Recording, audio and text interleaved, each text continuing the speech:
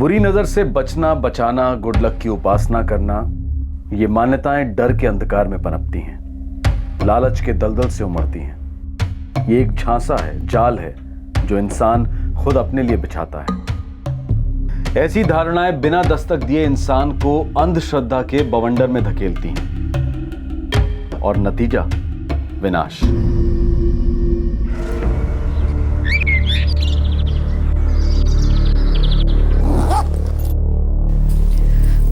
कब लौटेंगे? 2 दिन बाद। काय बाबा, दिवाली मिस करेंगे? सॉरी बेटा, क्या करें, काम ही कुछ ऐसा है। और मैं 14 को लौटूंगा ना।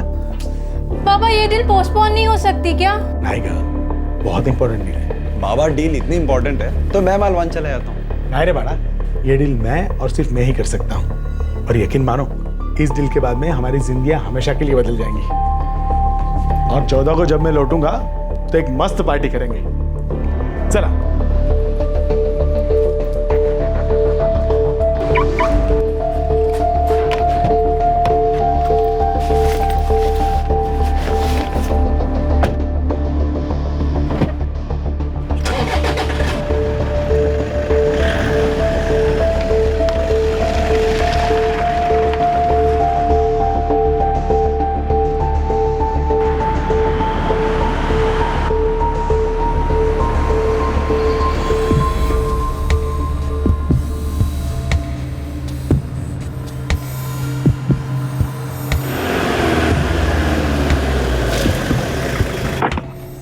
हरीश भाऊ, क्या म्हणता शंकरराव? मस्त है। चल।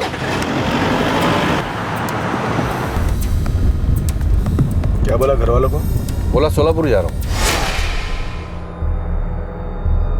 बाबा, डील वो भी सोलापुर में? अरे महेश, बहुत ही बड़ा डील है, नया मोटा डील। मैं ना तुझे सारी डिटेल आके बताऊंगा, ठीक है? आहो, पर दिवाली और आपके बिना अच्छा नहीं लगेगा। अगर कल्पना, एक दिवाली बड़ी है या हमारे सबका भविष्य। हाँ, तुम दोनों यार ऐसे मुंह मत लटकाओ। मुझे सच में बहुत बड़ा काम मिलने वाला है, जो खुशी खुशी विदा करो यार। हाँ, अरे हो महेश, खेतों पे ध्यान देना। हाँ, मैं बस गया और 14 को सुबह लौटा। हाँ, बाय। मिलिंद निकला क्या? 100 साल जिएगा अपना मिलिंद। वो देख, तूने नाम लिया और सामने खड़ा है अपना हीरो।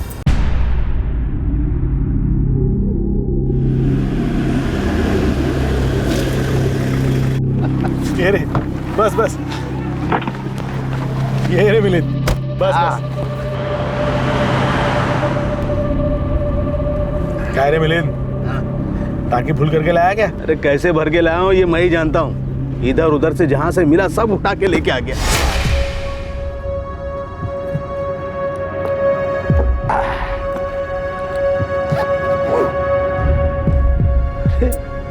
ऐसे बघू नका रे, सच एक बहुत बड़ा काम करने के लिए जा रहा हूँ। लई मोटा काम है।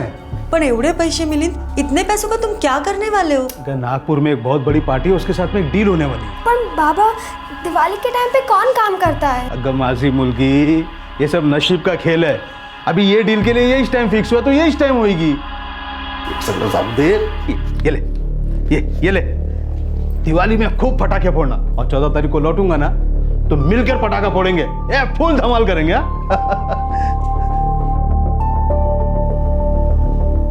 क्या करती है इसका? स्कूल के काम के लिए कभी बाहर नहीं गया मैं? तब तो तुमने ऐसा टेंशन नहीं दिखाया। मिलिंद, तुम गए हो, लेकिन दिवाली के दिन कभी भी कहीं भी नहीं गए हो।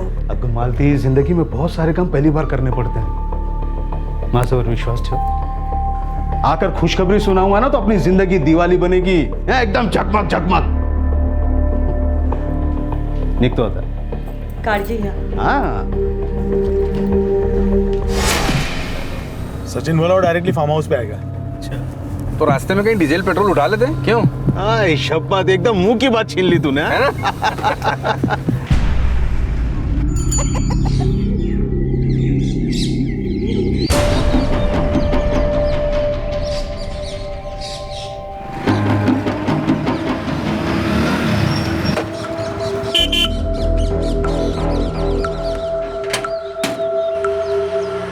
बोला, आलेत का हरीश भाऊ और बाकी सब? अभी तलक नहीं आते होंगे। अपन कौन? Sachin, get to gate.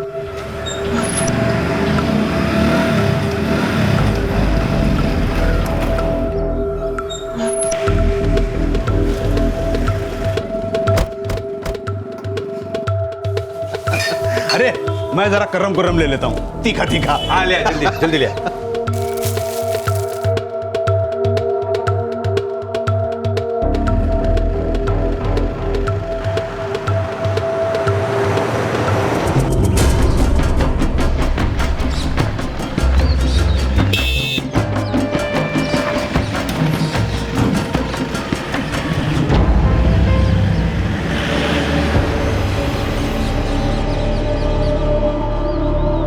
नमस्कार सर। क्या है तू? वो एक साहब आए हैं। हाँ हमारे साथी है वो, बैठा है ना उनको। जी सर। ये तेरी दिवाली बख्शिश। अब सीधे घर जा और मस्त दिवाली बना। हम लोग 14 की सुबह तक है यहाँ पे। मैं काका से बात कर लिया है ना, उनको 14 को सुबह में चाबी पहुँचा दूंगा। ठीक है सर। तू जा, ऐश कर जा। चलो भाई बैठ ले।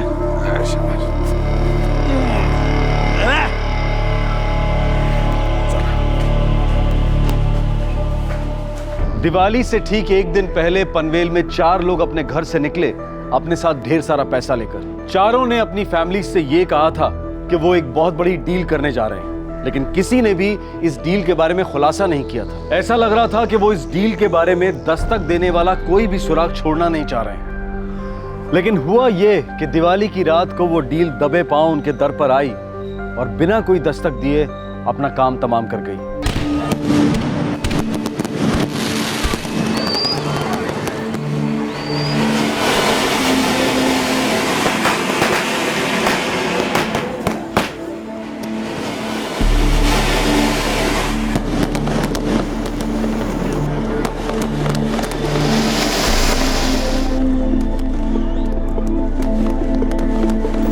लक्ष्मी माँ, मेरे सचिन के सर पर हाथ रखना।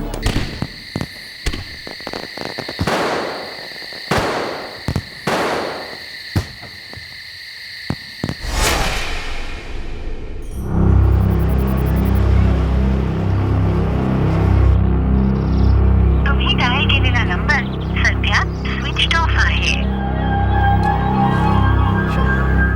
बाबा, हरीश दादा फोन नहीं उठा रहे। इसमें नई बात क्या है? पुल टाइट होकर पड़ा होगा। अरे मैंने उसको 10-10 बार याद दिलाया था। ये देख, 14 को दोपहर को फार्म हाउस पर पूजा है। दोपहर के पहले मुझे चाबी चाहिए। दत्तूला पाठोगा चाबी लेने के लिए, और साफ सफाई करने के लिए भी बोल देता हूँ। हाँ तू दत्तूला साहब।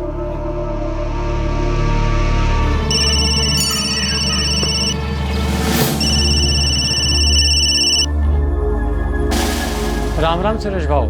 हाँ हेलो दत्तू, एक काम कर, फार्म हाउस पर जा और चाबी ले लेना। अहो साहब, उन्होंने कहा था आज सुबह ही वो माधव भाव को चाबी लौटा देंगे। अरे नहीं लौटाई, इसीलिए तो तुझे फ़ोन कर रहा हूँ ना। एक काम कर, तू जाकर चाबी ले लेना और साफ सफाई भी कर देना।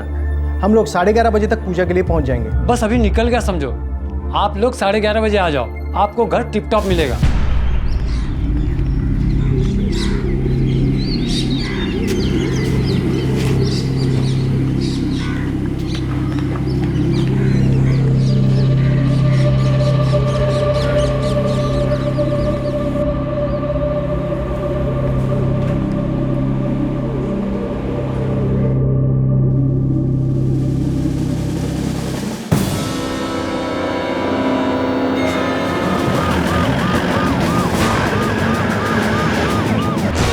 साहब, या इधर इधर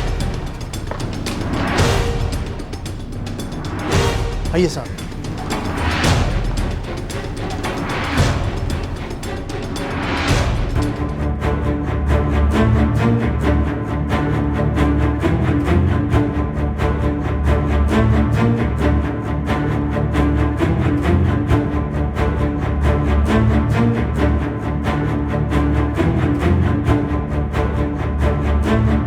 ये तुमसे फार्म हाउस है? जी ये मेरा फार्म हाउस है, और ये सभी हमारे पनवेल के रहने वाले ही है। दिवाली मनाने आए थे यहाँ? पता नहीं, इसने मुझे 12 तारीख को फोन किया था। 2 दिन के लिए चाहिए काका। आज और कल? हाँ आज पहुंचूंगा और कल रात तक रहूंगा। दिवाली के दिन और तू घर पे नहीं है? अरे ऐसा कौन सा बड़ा काम आ पड़ा? बात ही कुछ ऐसी है काका, बहुत जरूरी डील होने वाली है। ऐसी डील तो जिंदगी में एक ही बार होती है, दिवाली का क्या है, वो तो हर साल आएगी। मुझे अकल मत सिखा। ये देख, तू परसों है ना 14 को सुबह मुझे फार्म हाउस की चाबी लौटा देना। तू तो जानता है ना, हर साल दिवाली के बाद हम फार्म हाउस पर पूजा करते हैं। और 14 को दोपहर को मैंने पंडित को बुला के रखा है, समझा? हो काका, मैं 14 को सुबह सुबह ही चाबी लेकर आपके घर आ जाऊंगा, फिर साथ में बैठ के चाय पियेंगे, बरका? आज सुबह हरीश दादा चाबी लौटाने नहीं आए, तो मैंने हमारे वॉचमैन दत्तू को चाबी लेने के लिए भेजा। ये यहाँ आया और इसने ये सब देखा। वॉचमैन हो, ड्यूटी पर क्यों नहीं थे? साहब, हरीश भाव ने दिवाली बख्शीश दी और बोले घर ही जा, दिवाली मना, और बोले 14 के पहले मुंह मत दिखाना। यहाँ कुछ पक रहा था। चौथा आदमी सचिन गांवकर मिसिंग है। वो साहब, वो आदमी यहाँ सबसे पहले पहुंचा था।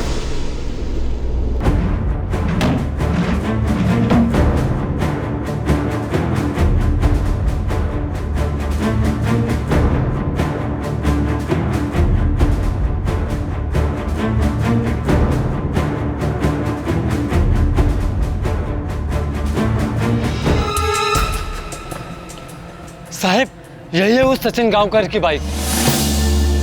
अजीब है, उसकी बाइक तो यहाँ है लेकिन आदमी यहाँ नहीं है। कहीं ऐसा तो नहीं है कि सचिन ने ये कांड किया है और फिर बाइक छोड़कर भाग गया? इंस्पेक्टर साहब, मैं अभी हरीश की पत्नी और उसके बच्चों से बात की। उन्हें जब ये पता चला तो बहुत रोने लगे बेचारे। हरीश की पत्नी कह रही थी जब वो घर से निकला तो बहुत सारे पैसे लेकर निकला था। साहब, शंकर और मिलिंद भी घर से ढेर सारे पैसे लेकर निकले थे। साहब, फार्म हाउस के पीछे भी एक लाश पड़ी है।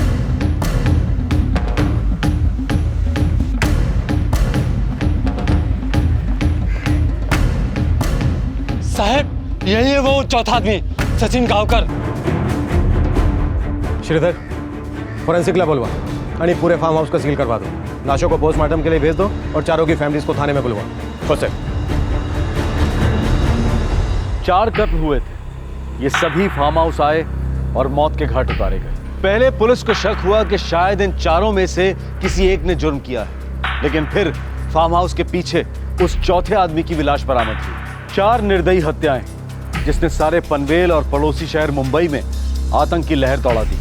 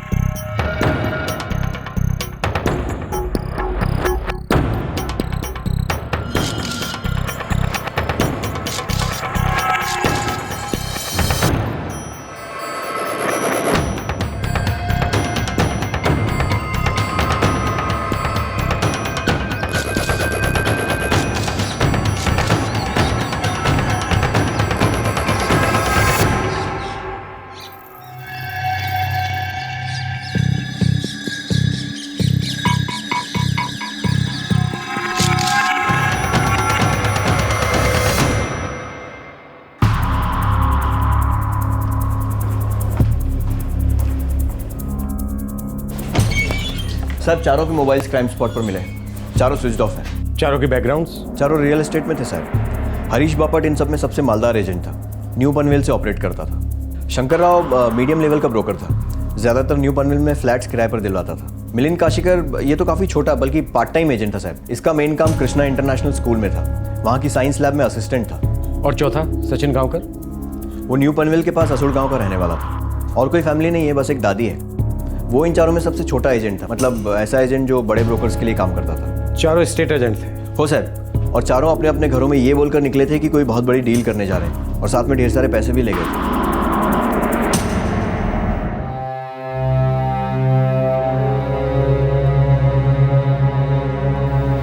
मेरे बाबा ने पूरे 7 लाख रुपए इकट्ठे किए थे, सारे पैसे अपने साथ ले गए। और उन्होंने कहा कि वो मालवन जा रहे हैं, पक्का यही कहा था ना? हाँ, मालवान ही कहा था। बाबा, डील इतनी इंपॉर्टेंट है तो मैं मालवान चला जाता हूँ। नहीं रे बाड़ा, ये डील मैं और सिर्फ मैं ही कर सकता हूँ।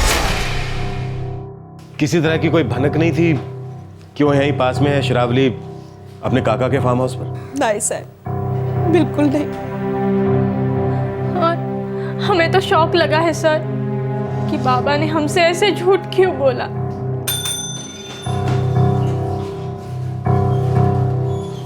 इनमें से हरीश बापट के कपड़े कौन से हैं?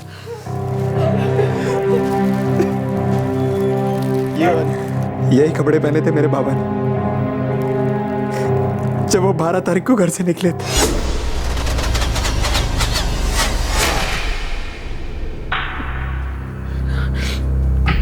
साहब, सोलापुर जा रहा हूँ ऐसा बोलकर गए थे घर से। घर से कितने पैसे लेकर गए थे? तकरीबन 6 लाख रुपए सर। फोन किया था दिवाली के दिन? नहीं साहब, मैंने उनके फोन पर काफी ट्राई किया पर उनका फोन स्विच ऑफ आ रहा था। साहब, ये यही कपड़े पहने थे उन्होंने जब वो घर से निकले थे। बाय।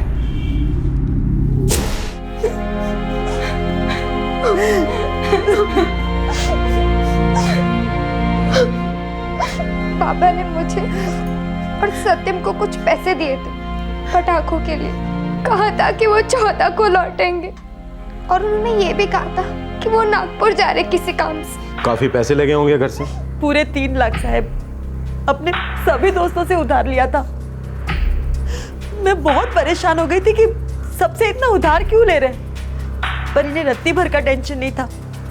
बोले बहुत बड़ी डील है और सबको पैसे लौटाने के बाद भी इतने पैसे बचेंगे कि जिंदगी भर आराम से रहेंगे।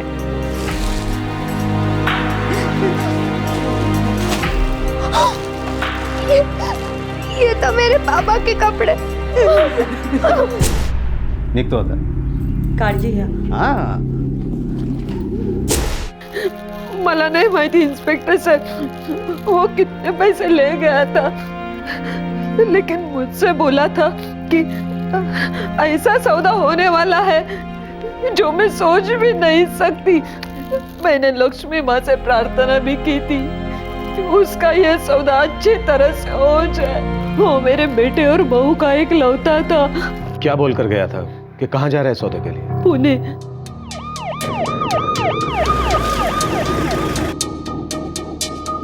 तो सर, ये दिवाली की रात का ऑर्डर है। 12 की रात को भी उन्होंने यहाँ से ऑर्डर किया था, बापट फार्म हाउस, शिरवली गांव। हो सकता है साहब, वो क्या है ना, दिवाली के टाइम इधर सॉलिड गर्दी होता है। अरे पण कुछ तो रिकॉर्ड रखते होगे ना, कौन सा ऑर्डर कौन आदमी लेकर गया, कहाँ लेकर गया था, कितने का था, वगैरह वगैरह।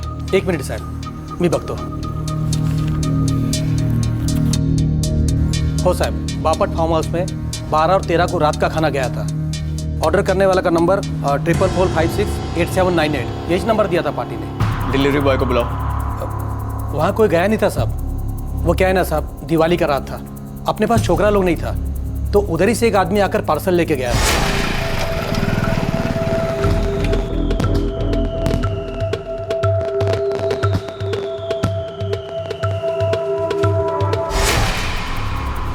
कैसे आया था? उतना तो मेरे को याद नहीं साहब। वो क्या है ना, मैं गल्ला छोड़कर कहीं जाता नहीं।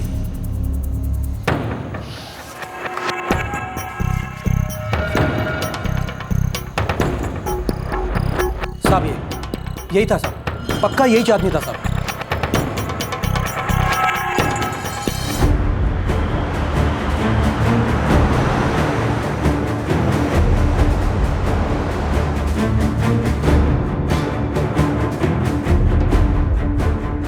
ये तीनों थे साहब, और ये इधर बाजू में चकला लेने को गया था।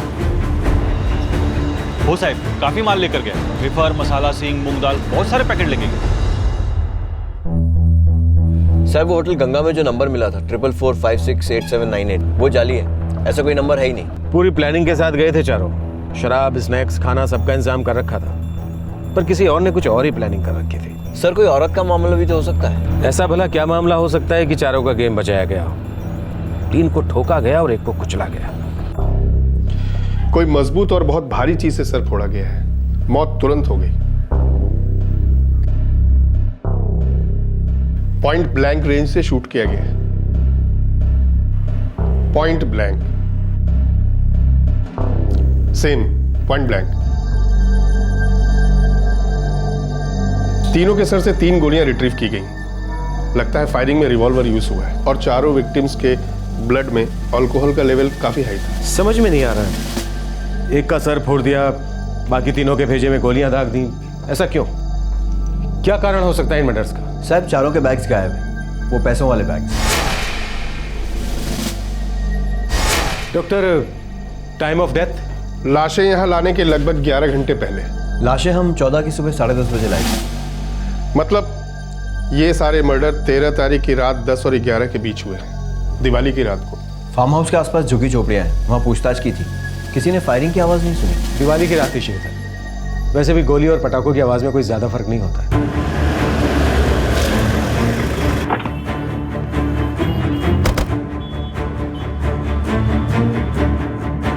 साहब, हरीश भाव ने मुझे इस डील के बारे में एक शब्द भी नहीं बोला। एक्चुअली मुझे बहुत अजीब लग रहा है।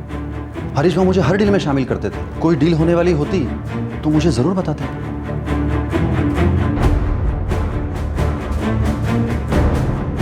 नहीं साहब, बिल्कुल भी मालूम नहीं था, और मालूम भी होता तो अजीब ही लगता ना साहब। क्यों? क्योंकि कापसे जी तो मोस्टली फ्लैट्स भाड़े पे चढ़ा के ब्रोकरेज कमाते थे। हाँ, एक हाथ फ्लैट बेचे भी होंगे, लेकिन ये कैसी डील होने वाली थी मेरे को तो खरा नहीं लगता साहब, सच में।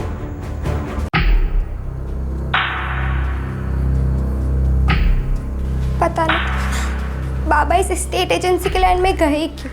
एक्चुअली उनका काम तो स्कूल में था, लैब में सर्विस करते थे मेरे बाबा। ये तो उनका पार्ट टाइम था। वो ज़्यादातर हरीश भाव और कापसी जी के साथ ही काम करते थे। मिलिंद का खुद का कोई ऑफिस नहीं था। और ये सचिन गाँव का? सचिन दादा बाबा से मिलने घर आ जाया करते थे, पर हम उनके बारे में कुछ ज़्यादा नहीं जानते।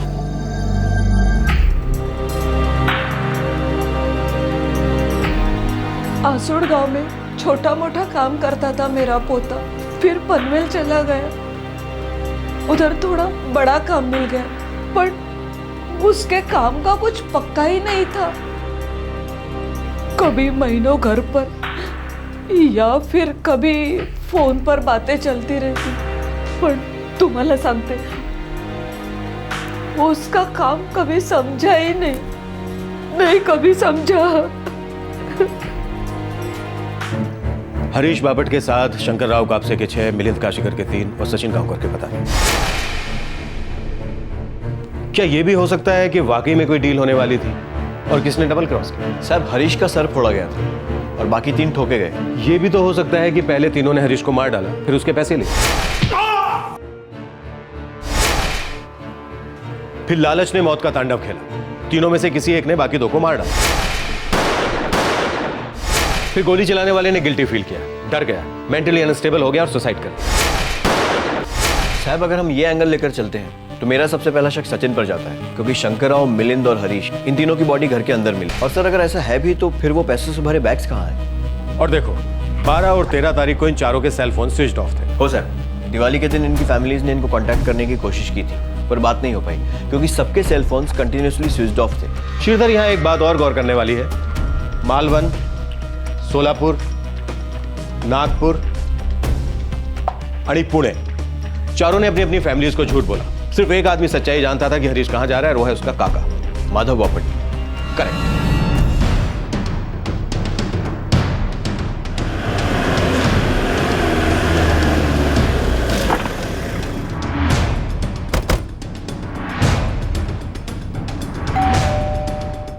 हरीश के बाबा बड़े भाई थे मेरे, दादा थे मेरे वो, और हमारे बीच कोई झगड़ा भी नहीं था। बड़े अच्छे रिश्ते थे हमारे। सिर्फ आप ही एक ऐसे आदमी थे जिसे इस बात का पता था कि हरीश आपके फार्म हाउस पर जा रहा है 2 दिन के लिए।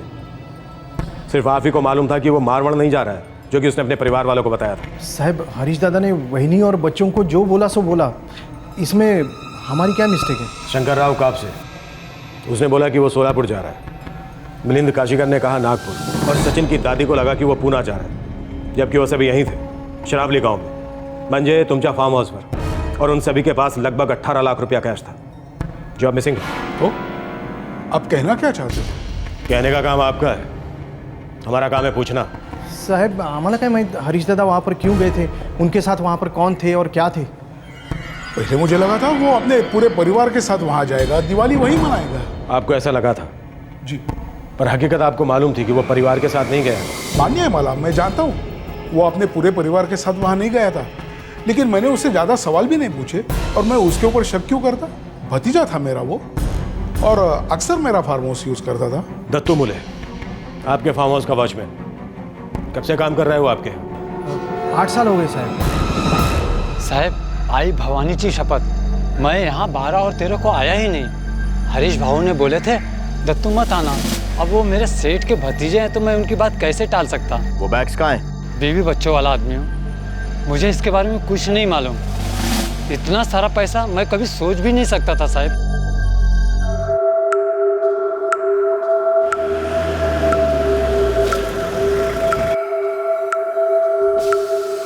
नमस्कार साहब। लड़की बिड़की का कोई सीन शॉट नहीं था, एक मुजरा नहीं बोले तो लावनी तक नहीं, कुछ नहीं था। स्टेट एजेंट थे, जमीन का लफड़ा भी तो हो सकता है। अरे साहब अपने पूरे पनवेल एरिया में जमीन क्या एक फ्लैट तक नहीं बिक रहा, बोले तो धंधा भयंकर मंदा है। वैसे ये आधे से ज़्यादा स्टेट एजेंट तो दिवाली के टाइम पे अपना दुकान बंद करके रखे थे, लेकिन मैं बहुत अंदर तक गया, पूरा अंदर तक गया, लेकिन इन चारों के इस सौदे के बारे में अपने को उड़ती बिड़ती क्या, अरे कोई तैरती तक खबर नहीं मिली साहब। एक बात कहूँ साहब, ये जो कांड है ना ये कुछ और ही है।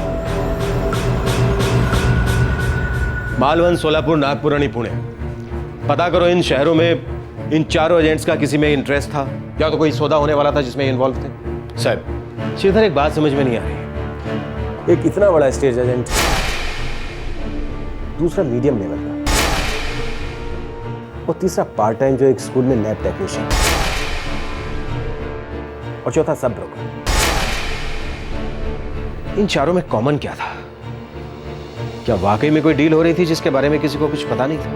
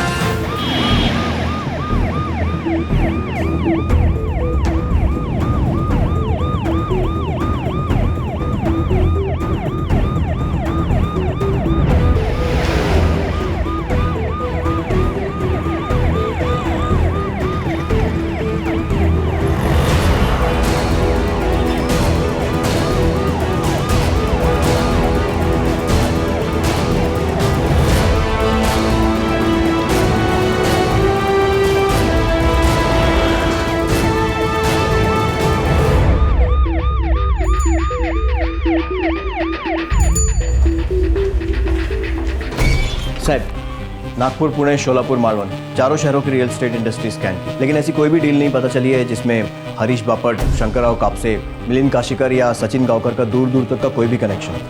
इन चारों में कोई ना कोई कनेक्शन तो होना चाहिए श्रीधर। काफी भारी रकम लेकर ही अपने घर से निकले, दिवाली इन्होंने अपने घर से बाहर मनाई, ऐसी भी क्या खुफिया डील होने वाली थी? साहब उन चारों के फोन रिकॉर्ड्स भी चेक किए, पर उसमें भी ऐसा कुछ नहीं मिला जो उन चारों को कनेक्ट करता हो। नहीं आसपास से किए हुए कोई कॉल्स हैं, बस ये हरीश बापट को एक कॉल आया था 44678987 से 11 नवंबर 2012 को। ट्रैक करो इस नंबर को, शायद ही हमें कहीं ले जाए, या शायद नहीं, फिर भी ट्रैक करो। हो सर।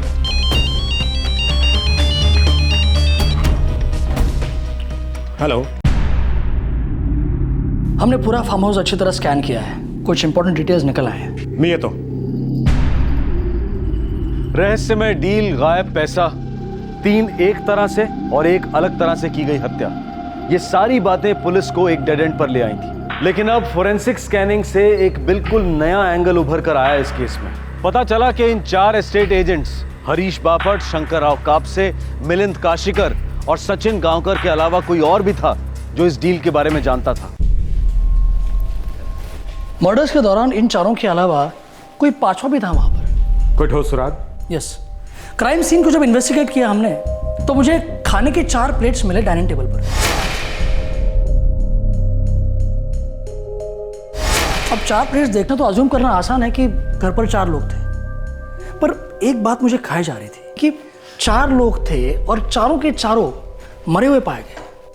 इसलिए मैंने किचन को बारीकी से स्कैन किया।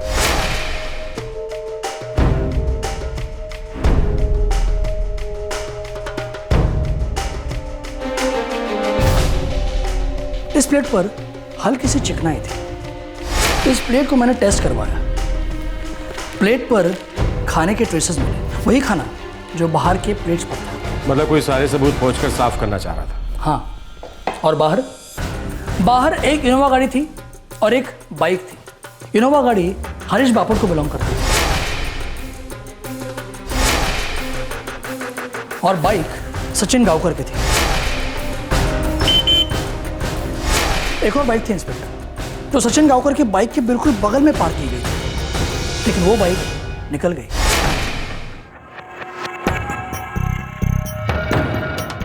ऐसा हो सकता है कि सचिन गांवकर की बाइक यहां वहां गई हो इससे पहले कि सचिन खाना लेने गया था।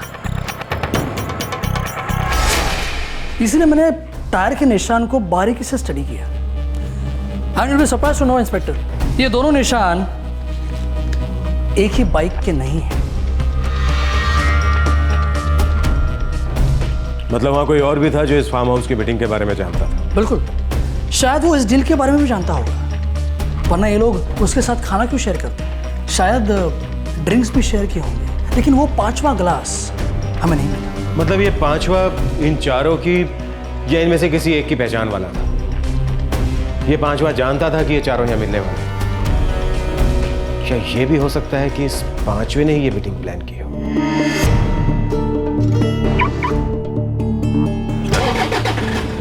ये डील मैं और सिर्फ मैं ही कर सकता हूँ। क्या बोला घर वालों को? बोला सोलापुर जा रहा हूँ। नागपुर में एक बहुत बड़ी पार्टी है, उसके साथ में एक डील होने वाली है। क्या बोल कर गया था कि कहाँ जा रहा है सौदे के लिए? पुणे।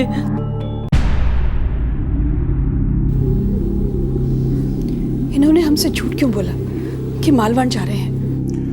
सच कहूं तो मुझे भी अजीब लगा। हरीश अपने दोस्तों के साथ फार्म हाउस जाने का प्लान बना रहा था और हमें से किसी को शक भी नहीं हुआ। या फिर उसे किसी ने कहा होगा कि इस डील के बारे में घर वालों को भी मत बताना। किसी और को पता चल गया होगा। ये चारों बहुत सारा पैसा लेकर फार्म हाउस मिलने वाले हैं। पर इसी में क्या बात थी कि चारों ने अपने घर वालों से झूठ बोला और चारों अपने साथ इतनी मोटी रकम लेके गए। झूठ बोलने के पीछे कोई प्लान चल रहा था इन चारों का। वो ड्रिंक्स की बोतल, वो खाना, कोई तो प्लानिंग चल रही थी। शायद प्लानिंग कोई और ही कर रहा था।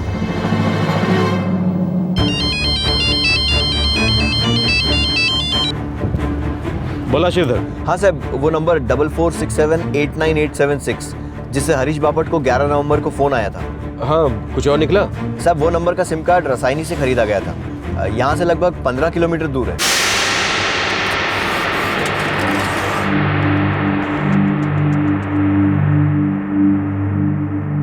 सिम किसके नाम पर है? साहब कोई नीलेश आंबेकर है, मोहपाड़ा गांव काटकरवाड़ी, रसायनी का रहने वाला है। तो मिलते हैं इस नीलेश आंबेकर से।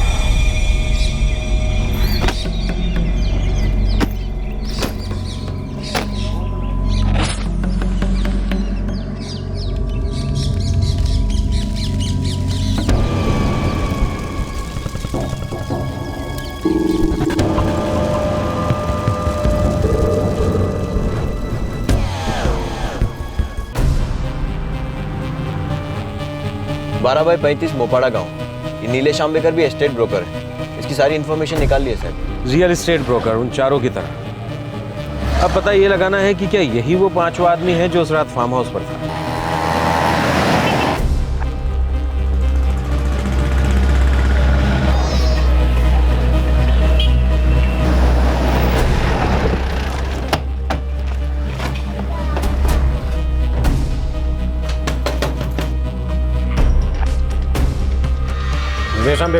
मेरे पति है। काय झालं? बोल के गए कि नाशिक में कुछ काम है। काय काम? उनकी दलाली का काम। स्टेट एजेंट है मेरे मिस्टर। 12 और 13 नवंबर को कहाँ था नीलेश? 12 को तो वो बाहर गए थे और 13 को तो सुबह दिवाली थी, तब वो वापस लौटे और फिर कहीं चले गए। फिर उनका फोन आया था कि वो नासिक गए। 4467898876 ये उसी का नंबर है ना? ये उनका ही नंबर था, लेकिन उनकी सिम में कुछ प्रॉब्लम हो गया, फिर उन्होंने ये नंबर लिया 44567578।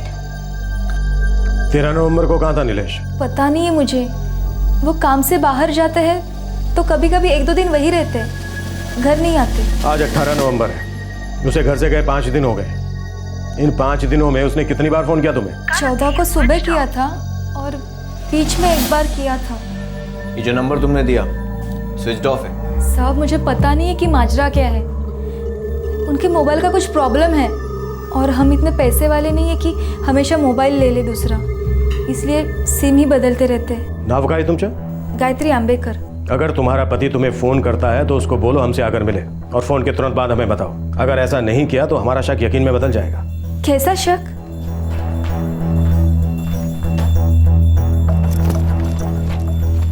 खबरी लगा दो इस नीलेश आंबेकर के पीछे, वो पता करो जो हमें पता नहीं है। कुछ तो है इस नीलेश आंबेकर के बारे में। नीलेश आंबेकर? नहीं साहब, मला माहित नहीं, मैंने सुना भी नहीं। आप इनके असिस्टेंट नामदेव से पूछ लीजिए, उसे शायद पता हो। काय जलाई? पुलिस वाले का फोन था, पूछ रहा था कि हम किसी नीलेश आंबेकर को जानते हैं। नीलेश आंबेकर? नहीं, मैंने किसी नीलेश आंबेकर के बारे में नहीं सुना है। नो सर, पापा ने कभी किसी नीलेश आंबेकर का जिक्र नहीं किया। नीलेश? क्या बोले? आंबेकर। आंबेकर? नहीं, नहीं सुना कभी। वैसे सचिन कुछ बताता ही नहीं था। अरे नीलेश, फोन नहीं, कुछ नहीं।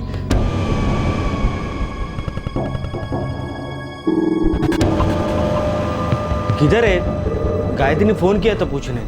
अगर फिर से उसका फोन आया ना तो उसको बोलना नहीं मैं आऊँ। काय रे बाबा, कुछ लफड़ा तो नहीं ना किया तूने? अरे नीलेश, तू चुप क्यों है? तेरे घर पे पुलिस क्यों आई थी? अरे कायत्री बोल। नीलेश, वो 4 एजेंट जिनका मर्डर हुआ पनवेल में, उनके साथ तेरा कुछ चलता था ना?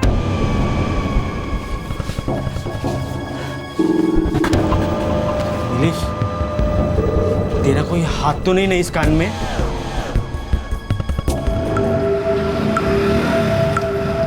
नमस्कार साहब, हथियार के मार्केट में रिवॉल्वर की तो कोई खबर है नहीं साहब। और वैसे भी अगर ये लाइसेंस की रिवॉल्वर होती तो आपको पहले ही दिन पता चलता ना साहब। इस नीलेश आंबेकर के बारे में क्या खबर है? रासायनिक के सभी स्टेट एजेंटों से गुपचुप तरीके से बात की है। ये लोग तो बोल रहे हैं कि ये जो नीलेश आंबेकर है एकदम पूजा पाठी आदमी है और जो भी काम करता पूरा ईमानदारी से करता। और एक बात को लेकर सब लोग हैरान है साहब कि नीलेश आंबेकर पिछले 1 हफ्ते से गायब है, कोई पता नहीं है। और वैसे क्लाइंट लोग भी इसे ढूंढ रहे हैं। इन चारों के मर्डर के साथ कोई कनेक्शन काम का था साहब, सभी स्टेट एजेंट थे, लेकिन मर्डर के साथ कोई कनेक्शन नहीं मिला अभी तक तो नहीं।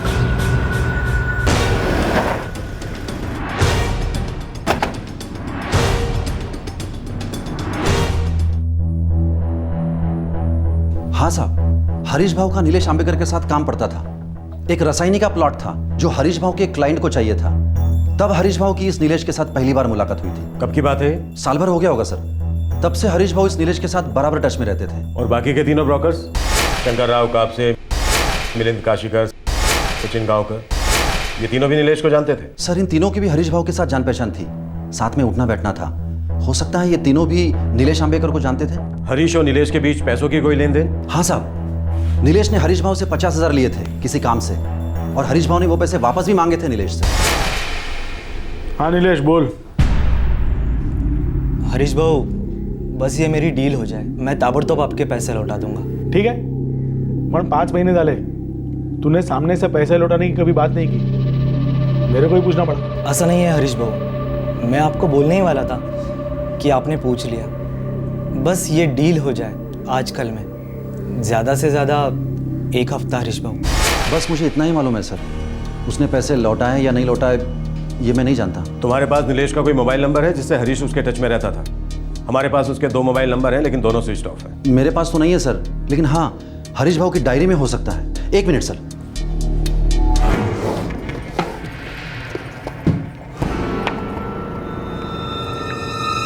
सॉरी सर, इसमें तो नंबर नहीं है। लगता है हरीश भाव के मोबाइल में स्टोर हो सकता है नंबर। कोई बात नहीं, मुझे ये डायरी चाहिए। Sir thank you. Navi Mumbai के पास रासायनी इलाके का ब्रोकर नीलेश आंबेकर अब पुलिस के शक के दायरे में आ गया था। उसके बारे में पता लग रही हर बात रहस्यमय थी, पर फिर भी इन्वेस्टिगेशन के इस मकाम पर उसका इन 4 रियल एस्टेट एजेंट्स के मर्डर के साथ कोई डायरेक्ट कनेक्शन नहीं मिल रहा था। लेकिन पुलिस को इस बात का पूरा यकीन था कि इस हत्याकांड से नीलेश आंबेकर का कनेक्शन था जरूर। ये कनेक्शन शायद कई लेयर्स के नीचे छुपा हुआ था और पुलिस को इन लेयर्स को एक एक करके निकालकर सच को ढूंढना था। सब नीलेश की पत्नी गायत्री का फोन फुल टाइम सर्वेलेंस पर है, पर अभी तक नीलेश का कोई कॉल नहीं आया।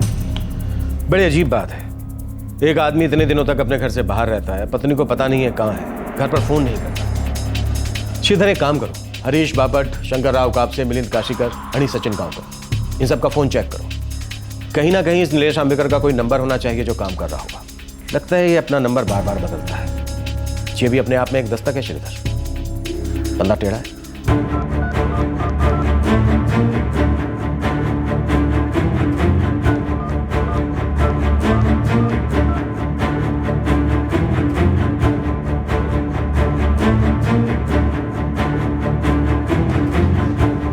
नहीं सर, मैंने चारों के मोबाइल चेक किए पर नीलेश के नाम का कोई नंबर नहीं है। ये भी अजीब है ना, हरीश बापट के साथ उसका पैसों का लेना देना था, बाकी तीनों के साथ भी उठना बैठना होगा, पर किसी के पास कोई नंबर नहीं है। साहब इतनी बार नंबर बदलने वाले के हो सकता है एक से ज्यादा नाम भी हो, शायद किसी और नाम से जानते थे इसे या पुकारते थे। सब ये नीलेश आंबेकर अपना प्राइम सस्पेक्ट है तो सही, लेकिन 50,000 रुपए के लोन को लेकर 4 लोगों को ऐसे मार डालना, मुझे डाउट है बात कुछ और ही है। मैंने बाकी ब्रोकर से भी पूछताछ की है, ये नीलेश की ऐसी कोई भी डील नहीं होने वाली थी जिसमें इतने पैसों की जरूरत थी जितने ये लोग फार्म हाउस पर लेकर गए थे। नहीं श्रीधर, ये कांड किसी डील की वजह से नहीं हुआ है, बात कुछ और ही थी, कुछ और ही हो रहा था फार्म हाउस पर पता नहीं क्या।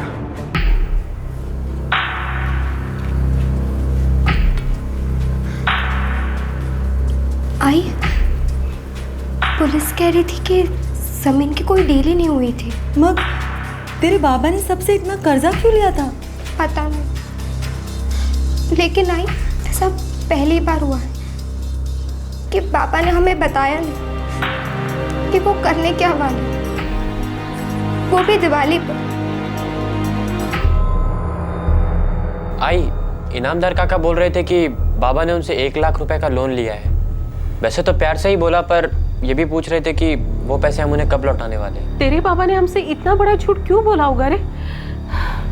पता नहीं वो इतने पैसों के साथ क्या करने वाले थे। आई मैंने बाबा के मुंह से कभी नीलेश आंबेकर का नाम नहीं सुना। सुनील, तुझे लगता है कि तेरे बाबा किसी गलत काम में शामिल हो गए थे? नहीं तो कोई 7 लाख रुपए लेके अपने साथ जाता है क्या? आई बाबा स्टेट एजेंट थे, कैश पैसा उनके लिए कोई बड़ी बात नहीं थी। पर दिवाली की रात को? नहीं आई, मुझे नहीं लगता बाबा खुद किसी गलत काम में शामिल थे। तो फिर उन्होंने ये सब चोरी छुपे क्यों किया? घर से पैसे लेकर गए और हमसे कहा कि मालवान जा रहे हैं। ये सब क्या था? साम वाला सुनील, ये सब क्या था?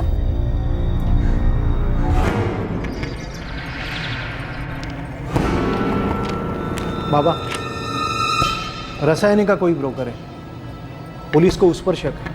उसने जब मुझसे फार्म हाउस की चाबी मांगी ना, तब वो कुछ नहीं बोला। मुझे इस बात की जरा सी भी भनक होती है ना कि ये क्या करने जा रहा है, तो मैं वही के वही उसे पूछता और रोक देता। हो सकता है बाबा हरीश दादा नहीं चाहते थे कि किसी को इस डील के बारे में खबर हो सकता है सब कुछ फाइनल होने के बाद अनाउंसमेंट करते।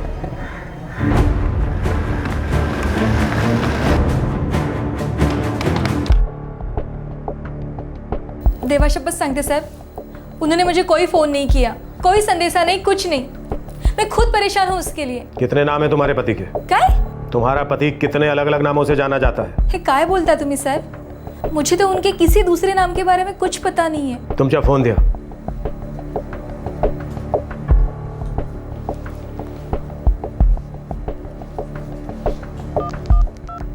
नीलेश 1 2 3 4 5 6 7 नंबर है इस नीलेश के नाम पर। अगर ऐसा निकला कि तुम नीलेश की मदद कर रही हो या उसके लफड़ों में शामिल हो तो गायत्री भाई तुमची वाट लागणार, मुश्किल में पड़ जाओगे।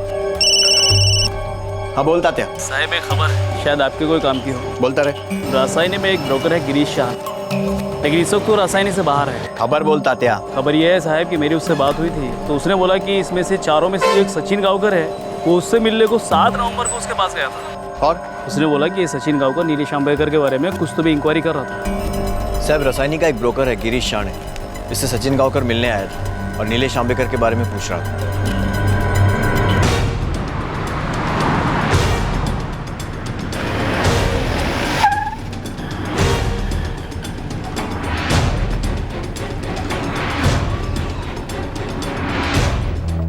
सचिन गांवकर को कैसे जानते हो? सर सिर्फ काम की वजह से, मुझे 2-4 डील्स में वो मेरे साथ में था। वो नीलेश आंबेकर के बारे में क्या पूछ रहा था? दरअसल वो ये जानना चाहता था कि मुझे नीलेश सचमुच वो कर सकता है या नहीं। क्या कर सकता है या नहीं? गिरीश शाह ने नीलेश आंबेकर क्या कर सकता है या नहीं? चमत्कार साहब। चमत्कार?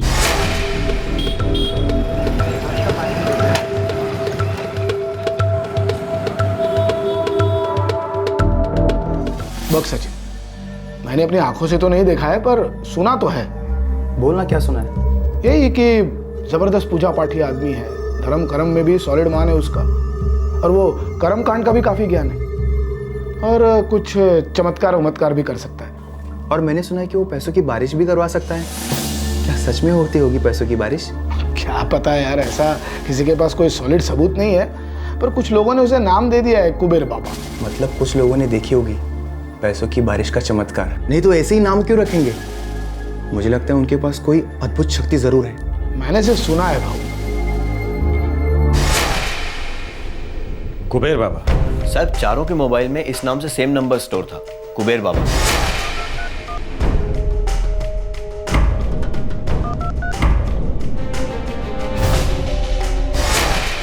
हरीश की डायरी में भी कुबेर बाबा का नाम और नंबर लिखा हुआ था। इस नीलेश का कोई हाथ था क्या इन 4 मर्डर्स में?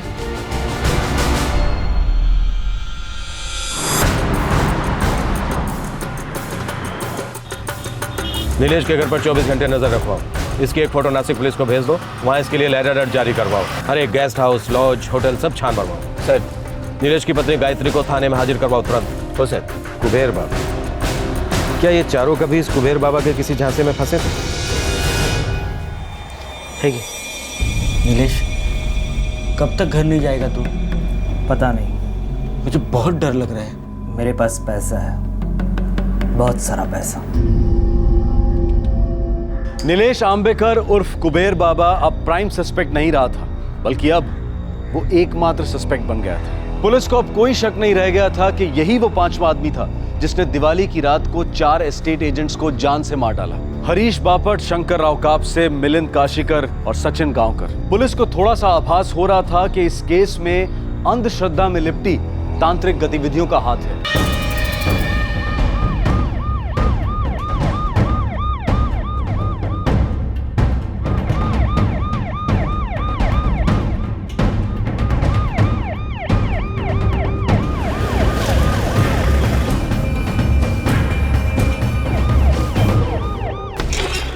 नहीं सर, पूरा नासिक खोद डाला, नहीं मिला। उसकी पत्नी को ले आओ, गायत्री आंबेकर। हो साहब कुबेर बाबा के नाम पर जो नंबर मिला था वही नंबर गायत्री आंबेकर के फोन में नीलेश नंबर 6 के नाम पर सेव था।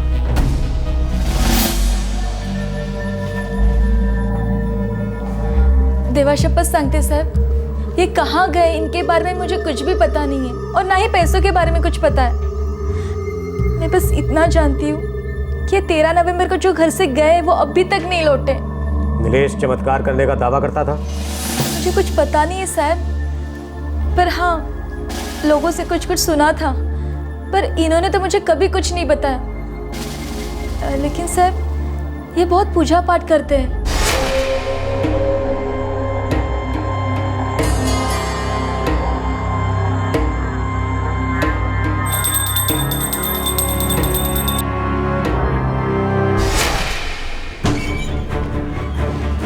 16 नवंबर को तुमने 44676565 पर बात की थी। ये नंबर किसी गणेश केकरे का है। ये इनके दूर के चचेरे भाई हैं। मैंने उनको इसलिए फ़ोन किया था कि नीलेश उनके घर पे गए कि नहीं, पर वो वहाँ पर भी नहीं गए थे। ये गणेश रहता कहाँ है? करजत।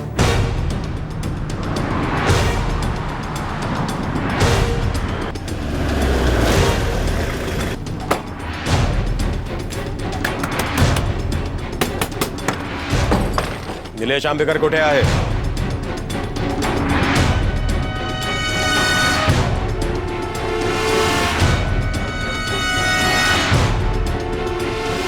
नीलेश नहीं आया था साहब। बोला मोरे, क्या खबर? सर, एक गांव का आदमी बोला कि नीलेश को उसने खेतों के रास्ते से 15 मिनट पहले जाते हुए देखा है। काले साहब ऐका माझं साहेब।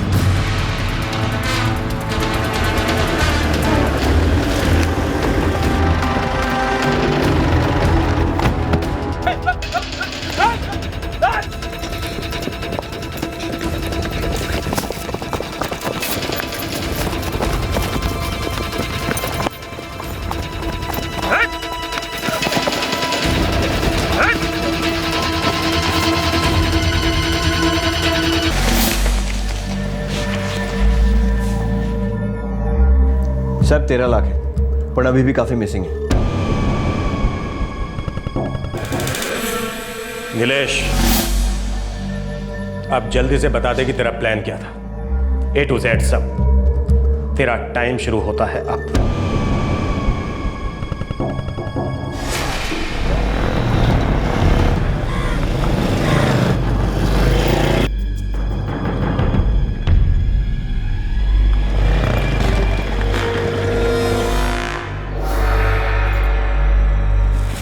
मेरे पास सिर्फ 3 गोली है। हाँ 3 तर 3 चालेल।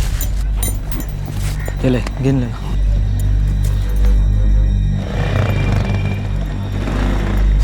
नागेश रावते नाम है उसका, वो पनवेल में रहता है। तूने उन चारों को कैसे मारा और क्यों?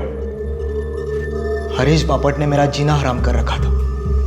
मेरे 50,000 दे, मेरे 50,000 दे, हर बात पर 50,000। पैसे तो तूने सिर्फ हरीश बापट से लिए थे ना? बापट से मैंने 25 लिए थे, बाकी काशीकर, कापसे और सचिन से लिए थे। तूने उन चारों को इतने पैसों के साथ फार्म हाउस पर बुलाया, उन्होंने अपने अपने घर पर झूठ बोला। तूने इस सब के लिए उन्हें मनाया कैसे? और इस तरह हुआ इस केस का खुलासा। विश्वास नहीं होता, कंप्लीटली शॉकिंग। पर सच यह है कि नीलेश आंबेकर ने इन 4 एस्टेट एजेंट्स पर ऐसा जादू चलाया कि उन लोगों ने अपने घर वालों से झूठ बोला, अपने सभी सोर्सेज से भारी अमाउंट्स उधार लिए और एक जगह का इंतजाम भी कर लिया। अब सवाल यह था कि नीलेश की मोडस ऑपरेंडी क्या थी, उसने कौन से चालाक पैंतरे अपनाए थे और क्या था उसका हुक्म का इक्का।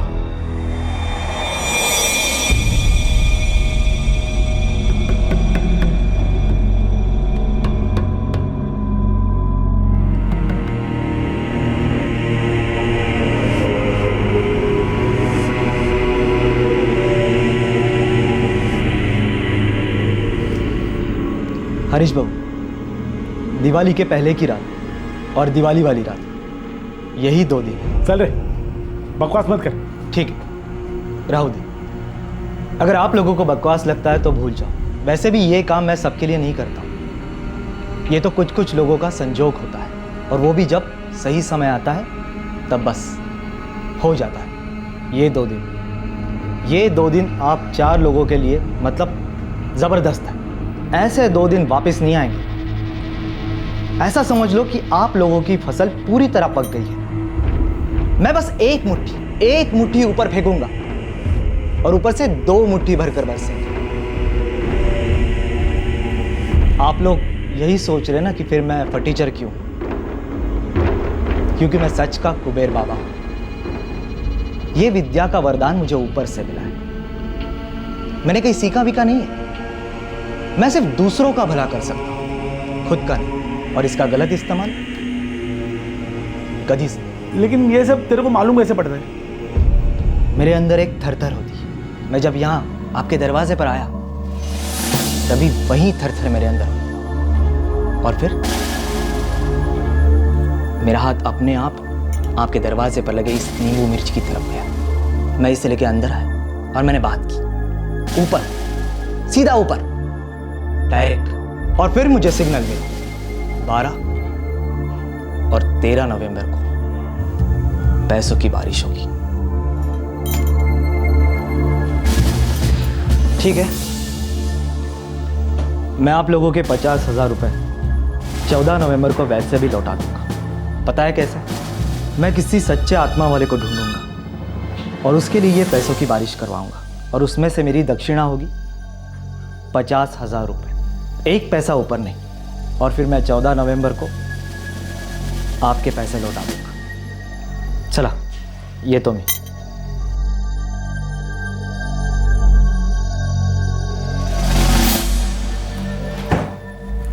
हरीश बाबू, ये आदमी मतलब है क्या? ये आदमी सुना है बहुत पूजा पाठी आदमी है, रोज पूजा करता है। पिछले 5 महीने से हमारे पैसे तो लौटा ही नहीं है।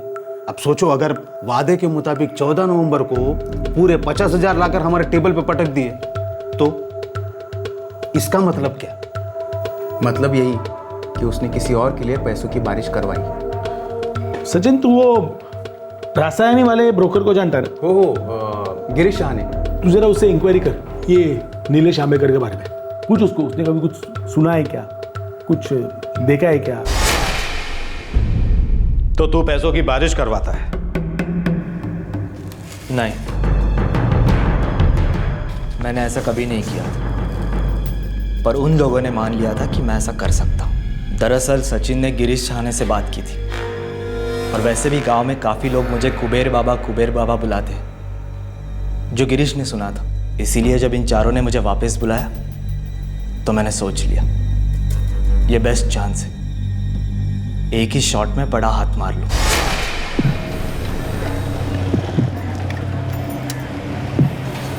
हे बस नीलेश, हम लोगों ने आपस में बात की और सोचा कि ट्राई करने में हर्ज क्या है ना? तू करा हमारे लिए पैसों की बारिश। जरूर करूंगा, लेकिन एक बात है हरीश बाबू, और आप 3 लोग भी सुनो, कुछ नियम पालने होंगे।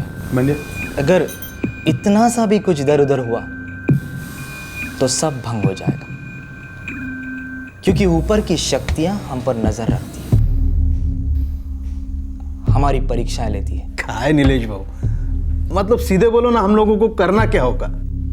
ये जो शक्तियां हैं ना, उन्हें पैसों के बीज डालने पड़ते हैं। वो शक्तियां उन बीजों के साथ खेलती है और फिर जब मंथन होता है, जितना मन करे फेंक देती है, हो जाती है बरसात। डालना कितना पड़ता है? हाँ। हर एक बीज अंकुरित होती है क्या? नहीं ना। अब वैसा है, अगर आपने 1 लाख डाले तो कभी कभी 75,000 बरसेंगे, तो कभी 1.25 लाख बरसेंगे। अब जितना ज्यादा डालोगे उतना ज्यादा बरसेगा, बरोबर है ना? तो अब पहली शर्त, जो बन सके, जितना बन सके, जैसे बन सके ले आओ, लेकिन हाँ, चोरी नहीं, छल कपट नहीं, डेयरिंग से जितना पैसा ला सकते हो ले आओ। दूसरी शर्त, इस पूरी दुनिया में आप 4 लोग और आपका माध्यम मैं 5, हम 5 के अलावा अगर इस 12 और 13 तारीख की रात को होने वाले इस पैसों की बारिश की पूजा के बारे में किसी को भी पता चला तो सब खत्म हो जाएगा, फिनिश। इतना ही नहीं, पैसों की जगह खून बरसेगा। एक बार कैंसिल कर दो, परवाह नहीं, पर अगर किसी ने मुंह खोला तो फिर सोचना भी मत। तीसरी और आखिरी शर्त, जगह सुनसान होनी चाहिए, कोई शोर शराबा नहीं, साफ और सुंदर। तुम्हारी तीनों शर्तें हो जाएंगी। तो फिर ठीक है, आप सच्चे दिल से काम ना करो और बाकी सब मुझ पर छोड़ो। पैसे बरसेंगे हरीश भाऊ, और देखना कैसे बरसेंगे। आज और कल? हाँ, आज पहुंचूंगा और कल रात तक रहूंगा। बाबा, डील इतनी इंपॉर्टेंट है तो मैं मालवान चला जाता हूँ। ये डील मैं और सिर्फ मैं ही कर सकता हूँ। बाबा, डील वो भी सोलापुर में? ये महेश, बहुत ही बड़ा डील है। नागपुर में एक बहुत बड़ी पार्टी है, उसके साथ में एक डील होने वाली है। ये मिलित, बस हाँ। बस।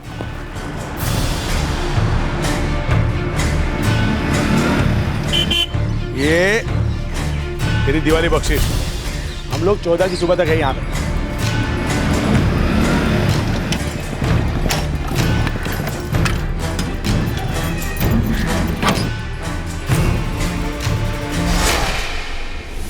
वाह रे ढोंगी बाबा वाह, क्या झांसा दिया हा? खूब उल्लू बनाया। और हैरत है कि वो इस बकवास पर विश्वास कर बैठे और गवाह दी जा रही।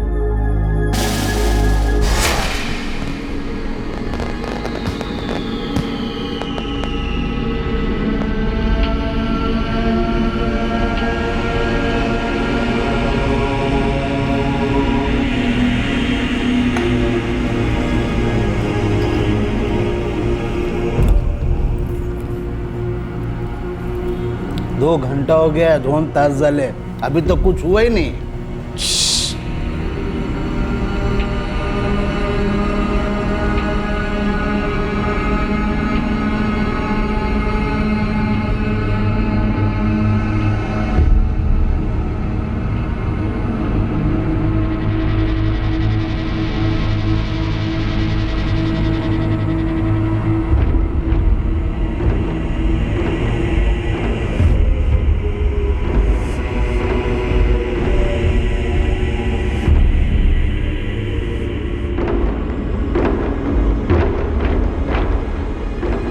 अरे ये कसली पूजा है रे?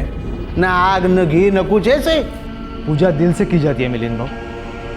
आपको क्या लगता है ये जादू टोना तंत्र मंत्र से चमत्कार होते हैं? वो सब बकवास है, टीवी में दिखाते सब। लेकिन असली चमत्कार ज़बरदस्त श्रद्धा से होते, सच्चे दिल से होते। और आपको पता है ये भी एक साइंस है, ये फालतू नहीं है। काय झालं? क्या हो? क्या हो? हरीश भाऊ आज नहीं होना, आज नहीं हो सकता।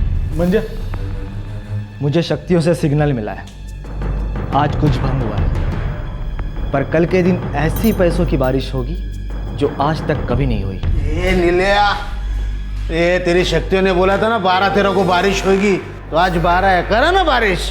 ए निळे, तू अब बारिश करा चल साल्या। अभी क्या, अभी बारिश करा साल्या चल। मिलिंद भाऊ, शंकर भाऊ, ऐसी बात मत करो। ये शक्तियाँ हमारे आसपास है, शांत रहा। गप बस रे, गप। सॉरी। माझं पण सॉरी। होगी, कल होगी। इन शक्तियों ने मुझे संदेशा दिया है, कल बारिश होगी, कल बारिश होगी। मैं क्या बोलता है, बहुत भूख लगा है, खाना मंगा दे ना कुछ। हाँ चलो यार, चिकन तंदूरी खाएगा। नहीं, ये सब कुछ नहीं आएगा। खाना मैं ऑर्डर करूंगा। आप लोगों की हालत ठीक नहीं है। बाहर इधर होटल गंगा है, उधर से मंगा ले।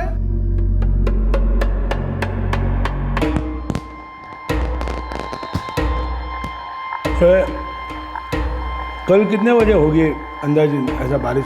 मतलब इन लोगों में ऐसा कुछ टाइम का कुछ होता है क्या? नहीं, जब मुझे सिग्नल मिलेगा हो जाएगी। नक्की होणार ना? नक्की होना। और अगर नहीं हुआ ना तो मैं सब कुछ छोड़ दूंगा, सब कुछ।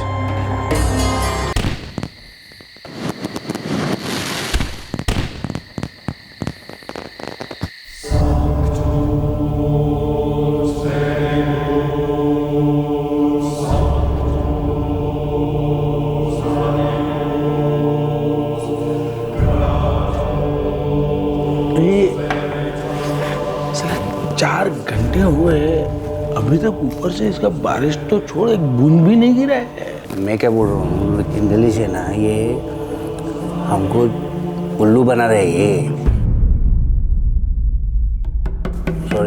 सॉरी। चलो मैं खाना लेकर आता हूँ। पता नहीं लेट नाइट बारिश होगी शायद।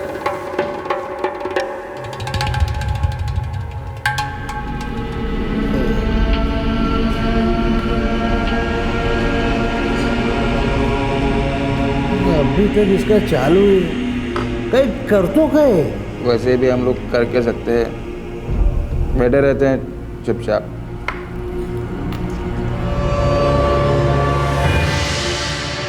क्या हो किधर जा रहा है ये?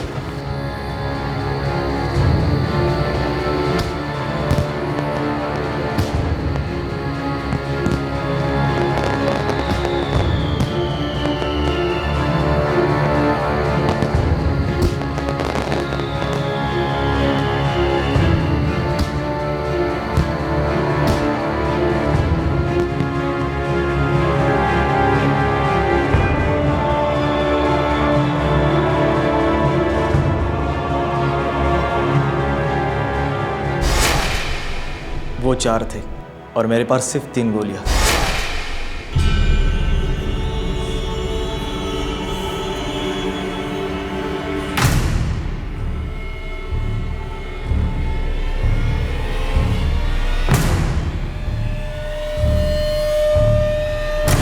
ये नीलिया, ये चल बस कर, चल बंद करिए। तेरा क्या सब नाटक लगा है हमको मालूम नहीं, समझा ना? तेरे को बहुत भारी पड़ेगा, वो बहुत भारी पड़ेगा तेरे को, याद रखना। ये इतना सब पैसा हम लोग तेरे लिए लेके आए इधर हैं? हम दिवाली के दिन पे हमारा घर परिवार को छोड़ के इधर तेरे साथ में आया है। क्या नाटक है तेरा, ये हमको कुछ मालूम नहीं है, समझा ना? ये बस कर, चल। ये तेरे को पूछ रहा है मैं, ये तेरे को पूछ रहा है, जवाब देना, नहीं ऐसा काट के नीचे बजाएगा ना तेरे को।